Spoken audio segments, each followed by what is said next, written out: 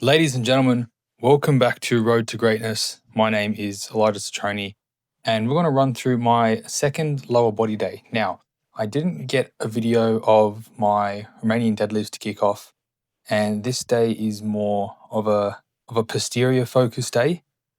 Didn't get a video of the IDLs, as I mentioned, only because I simply forgot. Every time I did this session, I was pretty much running either late for an event or running to an event. And so what happened there is, well, it just got the best of me.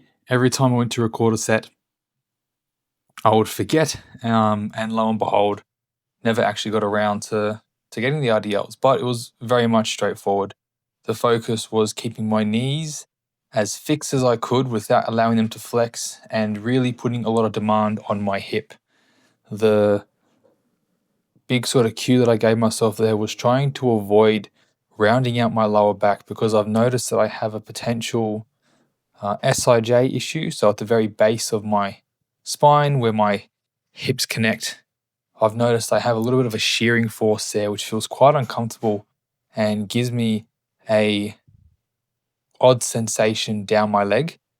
I don't believe it to be anything too sinister and is more of probably some slight bone bruising. So during that time, I just made sure to keep it light, focus on technique rather than load, using things like pauses and in that kind of degree to intensify the set itself, make it much more harder. But we're going to rip in from my leg press, which we'll jump into right now, which is going to touch base on the rest of the session. So getting into the leg press, as you see here, a Cybex linear leg press, one of the OG leg presses. Now this thing feels phenomenal.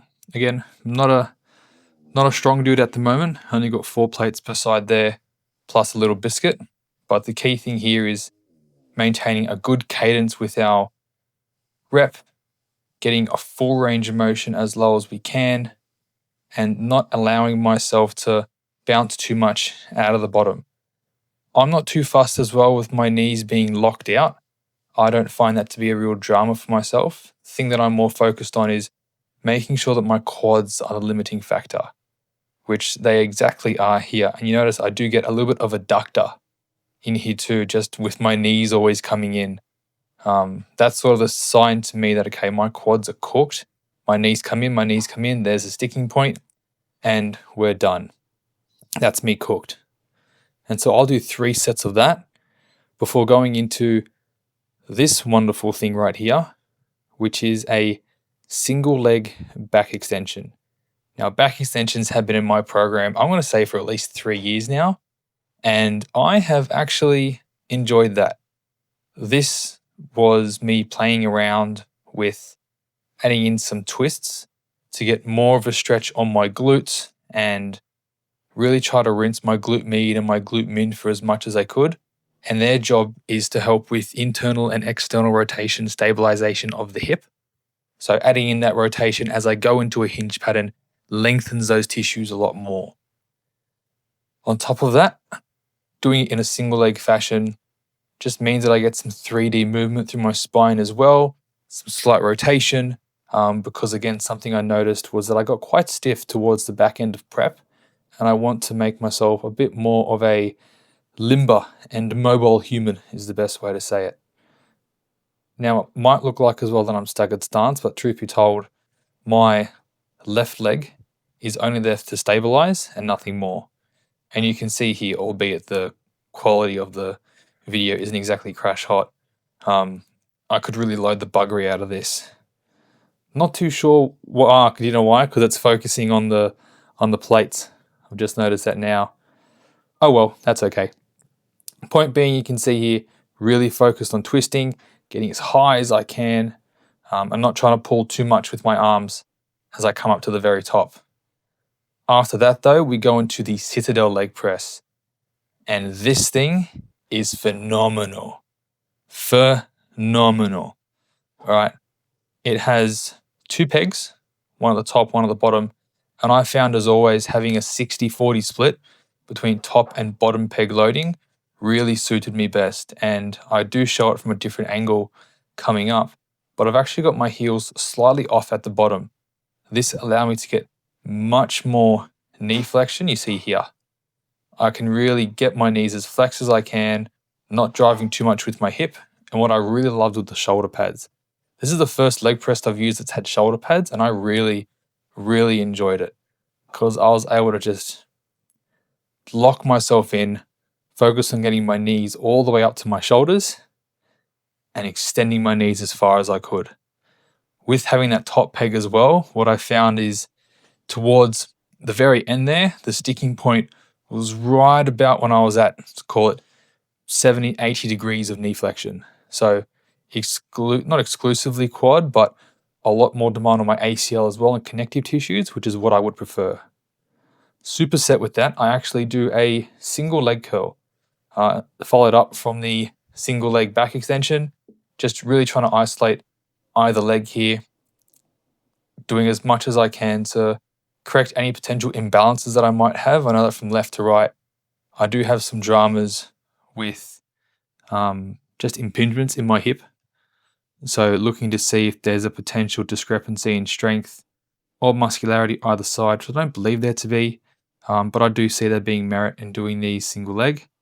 Now, the way that I prefer to do single leg limb movements is just using my other leg as a guide for range, gently touching down and driving as much as I can with the actual leg. I don't do it here, but as an intensifier, I'll do like 2 legs up, 1 leg down, and I find that to be a lot of fun and really rinse everything with some overloaded eccentrics.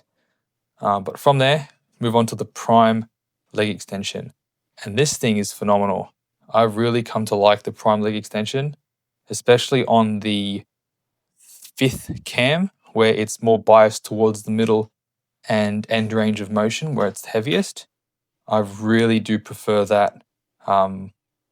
And probably the only leg extension where I've had no real dramas with my knee position. I found that with like a hammer strength or even the Atlantis leg extension, my knees might feel a bit funky once I'm sort of overtraining. With this one, however, there was no dramas, and you can see here, like I could take this to the cleaners, pretty much get full lockout every time with no dramas. This thing right here, very straightforward, some good old-fashioned calf raises. I like doing these without my lifters on, very much because it means that, okay, my whole foot is getting mobilized at the same time that we do the calf raise. It also means that I'm not too worried or too concerned with damaging my lifters either, because I've done that in the past and that's not fun. But of course, superset with that as well, calf raises are very straightforward. 8 to 12 reps, we do an adductor.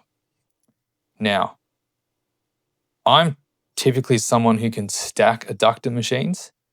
This prime adductor is probably the heaviest thing that I have come across, and I absolutely loved it.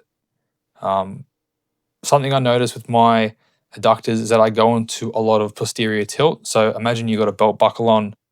Posterior tilt is when the belt buckle is sort of pointing up towards you, like you're sort of rounding out your lower back a little bit. And so my big key thing here is not going into posterior tilt, driving my hips into the pad, and trying to get my adductors as lengthened as I can. You'll see here, like the faces that I make on an adductor machine are fantastic.